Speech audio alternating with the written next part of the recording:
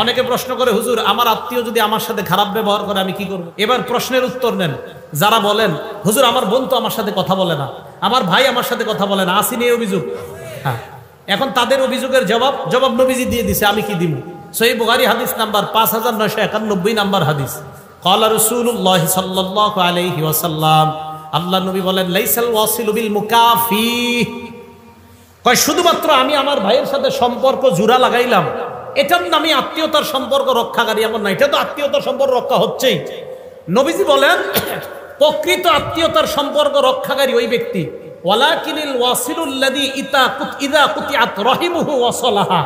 নবী বলেন প্রকৃত আত্মীয়তার সম্পর্ক রক্ষাকারী ওই ব্যক্তি, যখন আত্মীয়তার সম্পর্ক কেউ ছিন্ন করে ওই ব্যক্তি আগে বেড়ে সেটাকে রক্ষা করে। আপনার বোন আপনার সাথে কথা বলে না, বাস না বলুক, আপনি আত্মীয়তার সম্পর্ক রক্ষা করেন। আমি আপনাদেরকে একটা বাংলা বলে যাই, আপনি দেখবেন আপনার ভাইয়েরা বোনেরা আপনারে ঠকাইতেছে, আপনি বুঝতেছেন, এরপরেও আপনি তাদের সাথে সুন্দর সম্পর্ক রাখতেছেন কেন? যে নবী বলছে আত্মীয়তার সম্পর্ক ঠিক রাখতে। আপনি দেখবেন 2, 4, 5, 10 মাস পরে আপনি খোঁজ নিয়ে দেখবেন তাদের সবার চাইতে আপনি ভালো আছেন। দেখেন, যদিও আপনি বাহ্যিকভাবে দেখতে একটু হেরে যাচ্ছেন, বাহ্যিকভাবে আপনি একটু ফেল হয়ে যাইতেছেন, তাদের চেয়ে দেখা যাচ্ছে আল্লাহ আপনাকে ভালো রাখবে।